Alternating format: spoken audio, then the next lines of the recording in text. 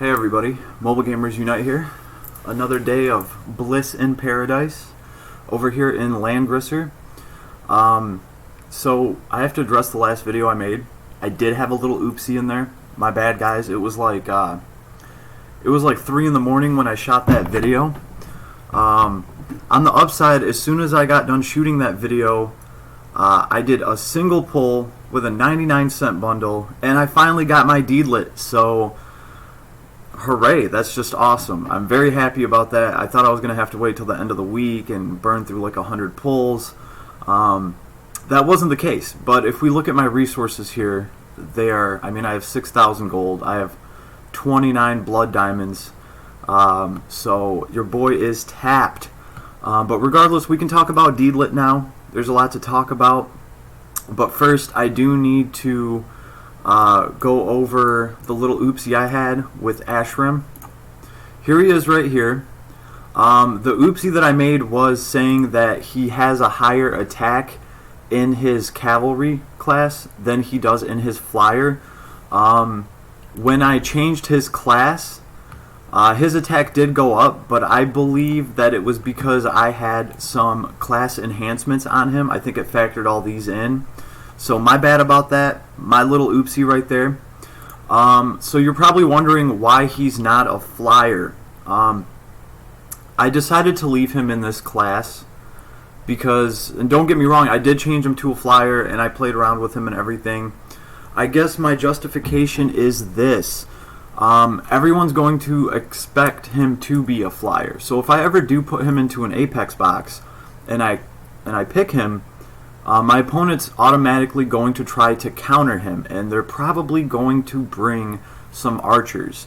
A Luna is this guy's worst nightmare. A Luna with an extreme magic bow. Luna can move up and pretty much one-shot him if he's an archer, or if he is a flyer. I'm sorry, Luna would be the archer in this scenario. So even if he comes back to life and he attacks Luna at that point, first of all, you're not going to proc your ability to attack first, because Luna's attack is going to be like well over 2,000. It's going to be scaling off her magic defense.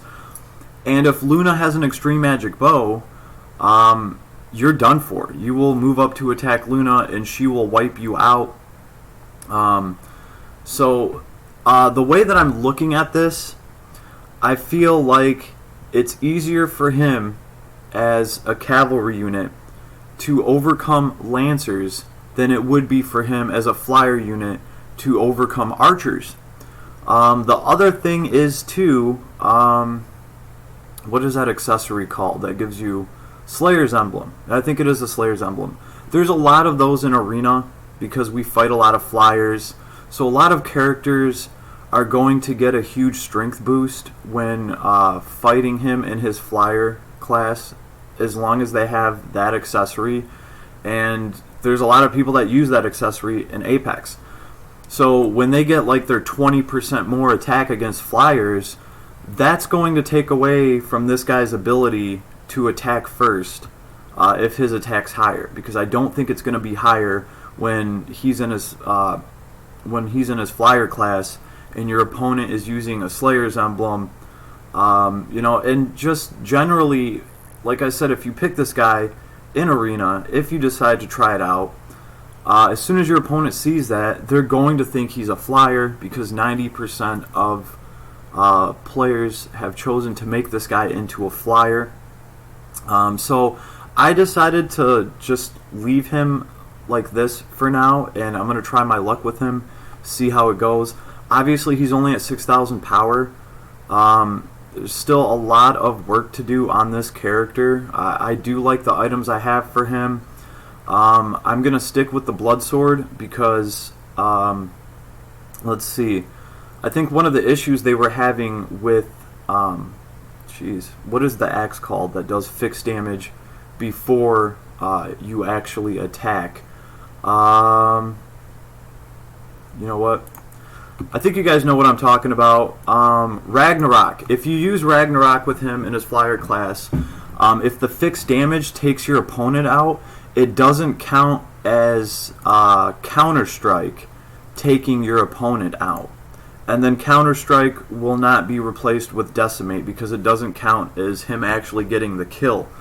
However, if you're using the Blood Sword, and this I have tested, I can use, let's say, I can use Counter Strike, and if my opponent has like 100 hit points left, the Blood Sword can do fixed damage and kill him, and that will still count as a kill with Counter Strike. So then Counter Strike will change to Decimate, which is what I want it to do. So that's why I'm using the Blood Sword. I'm gonna stick with it for a while. I do have a decent enhance on it. It's got 9% hit points, which is amazing for a weapon, 10% attack, and 17 flat attack. So it's gonna be hard for me to like really pass this thing up. It just has a great roll on it, and it just happens to be the Breeze rune set. So I'm gonna leave the carbon fiber armor and the helm.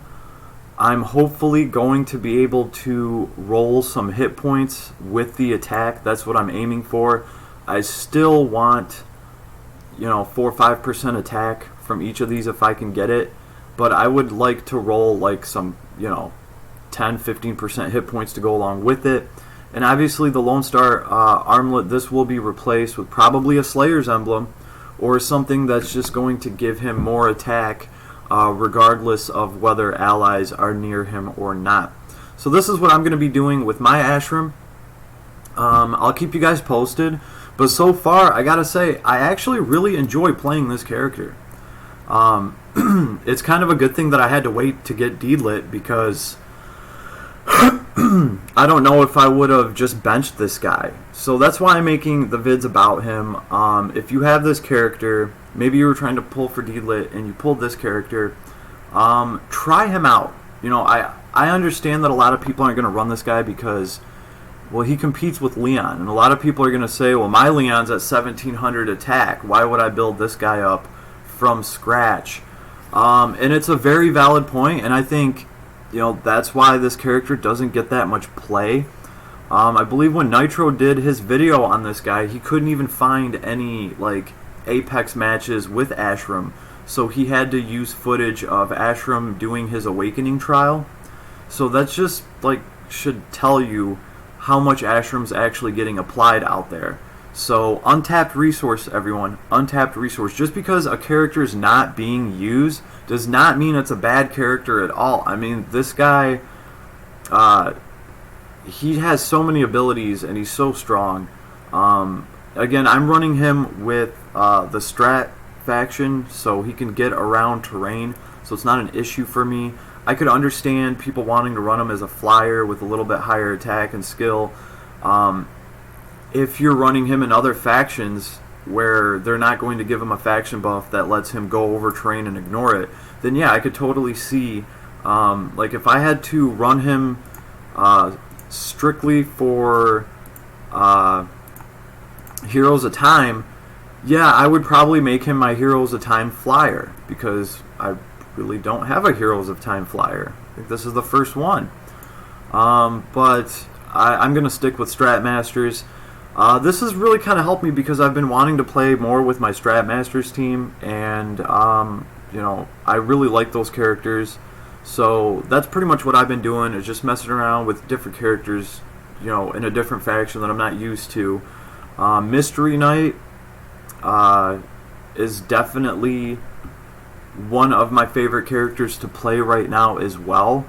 And I like how he plays with Mystery Knight. He can kind of be the Juggernaut.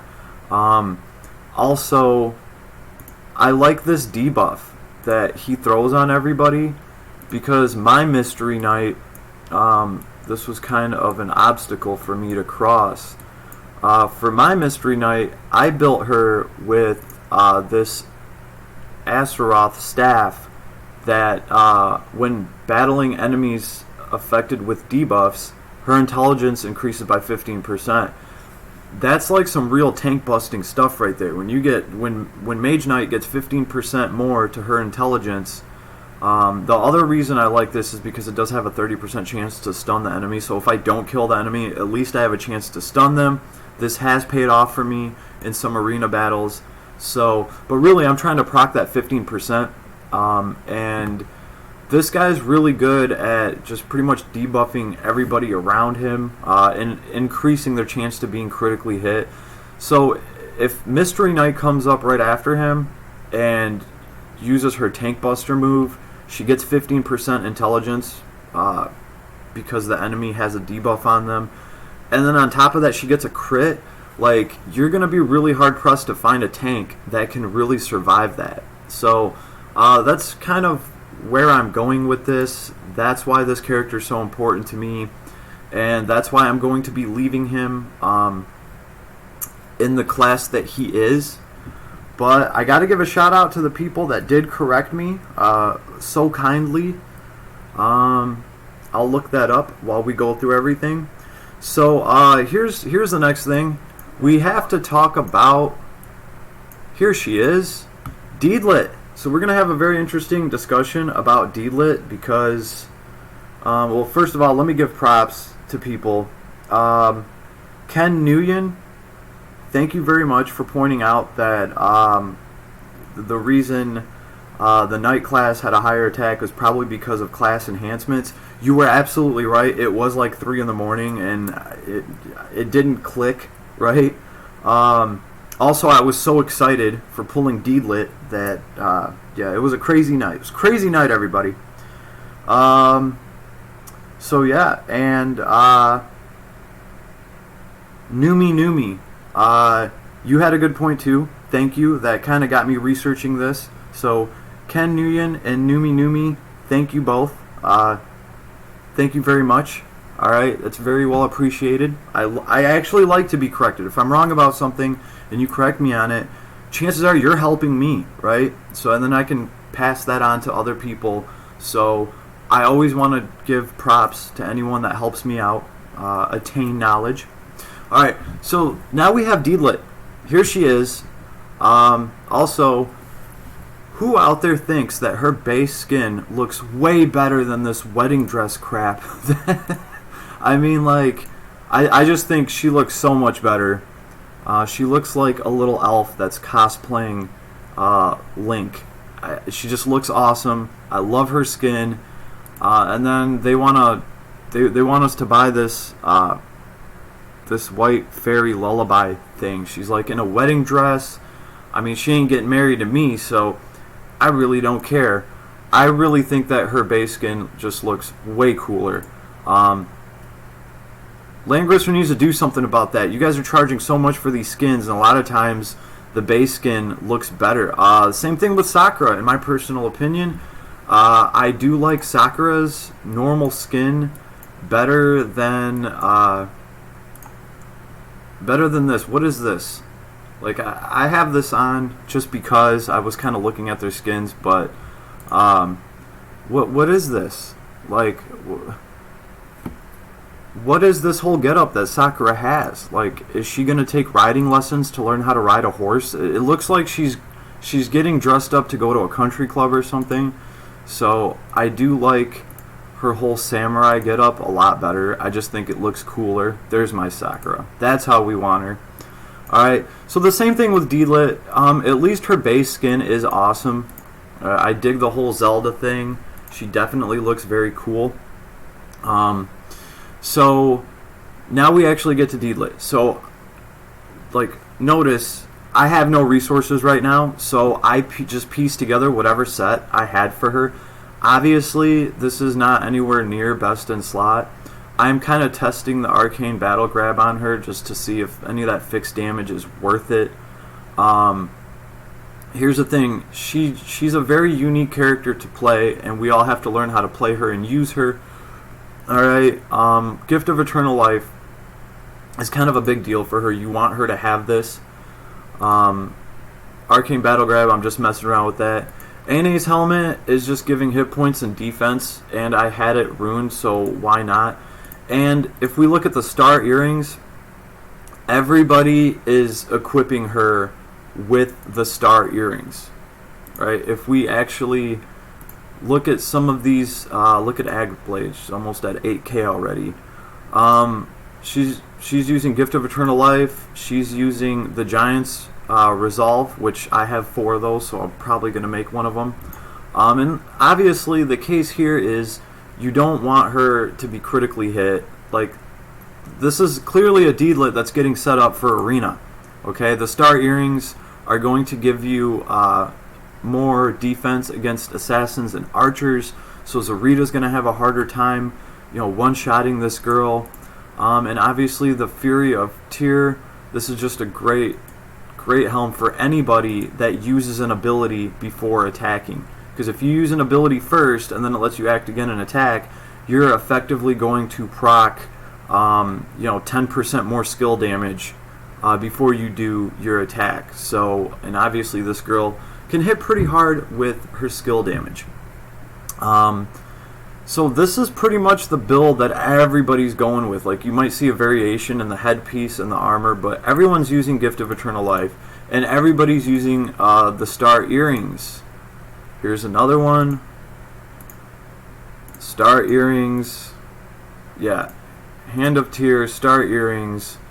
So I guess it's important to note that the reason this girl is in her sword fighter class is because many YouTubers have pointed out, oh, here's another good staff for her, the Queen Scepter, because she can always pretty much keep her hit points above 80% and get that increased intelligence bonus of 15%. So the Queen Scepter is really good if you don't have Gift of Eternal Life to put on her.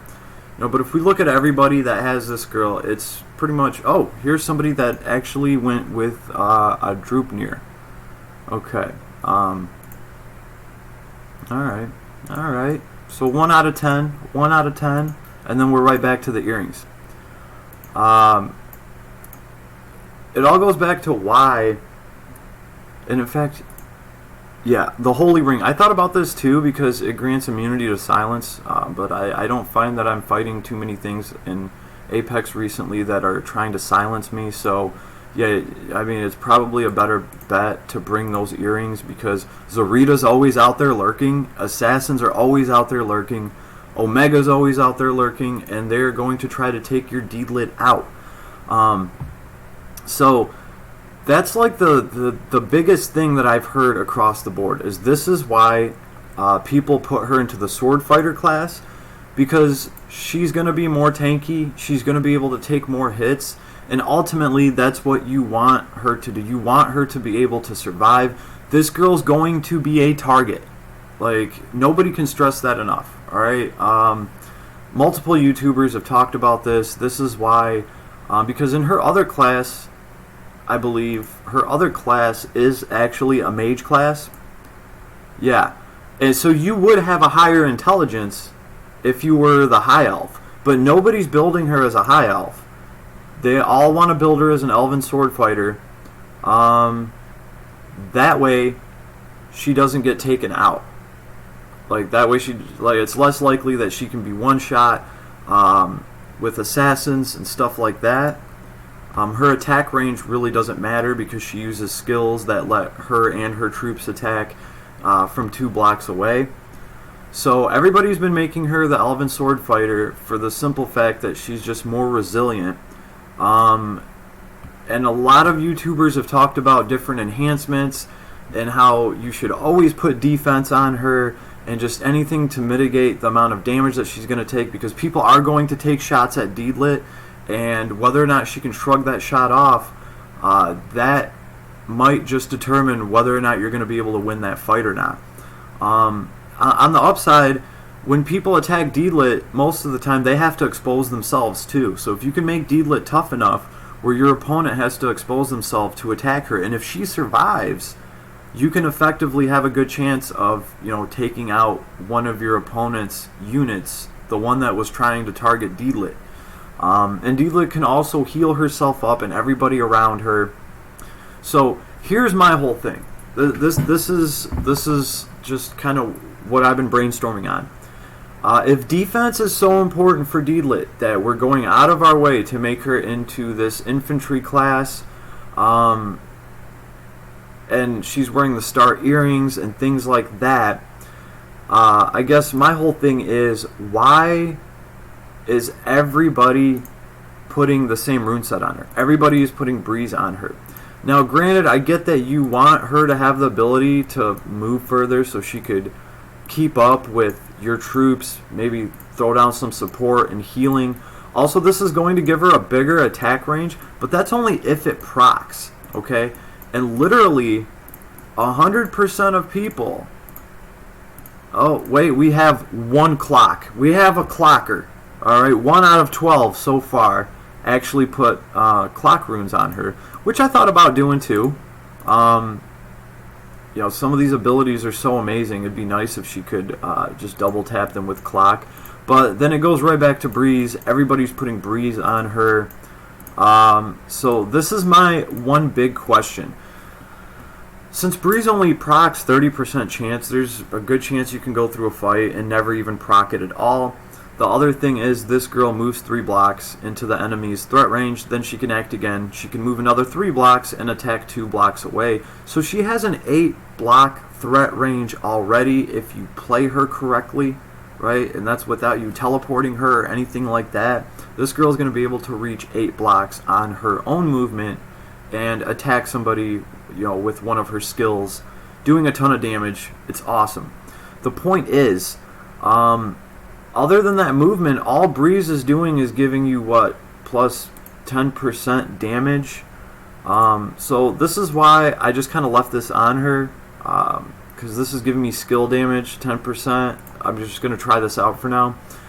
But what I was honestly thinking about doing is, since everybody is stressing so much about how this girl's resiliency is going to make or break your fight, and I know this might sound crazy, alright? And feel free to comment about this. Let me know what you think.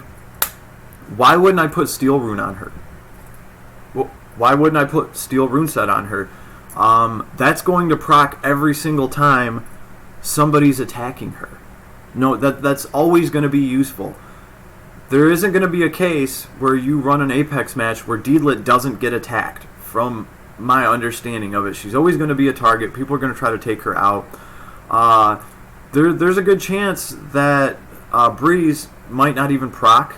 Now, I can understand you wanting Breeze to proc to get an extra couple blocks in there, maybe to catch up to some of your units and get some of these buffs on them that she's so notorious for. By the way, guys, I do not have her other class unlocked yet, so I can't really do a full review. I have to actually play around with Sea of Miracles and Accelerated Aid. I don't have those. Wish I did. I actually wish I would have went the other way first. That's what I should have done.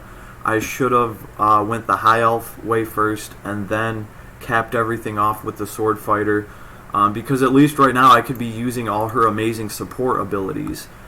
These other abilities are pretty straightforward attacks, so I messed up. I should have went the other way first and just really played with her as a support and buffer before I got the attack abilities for her.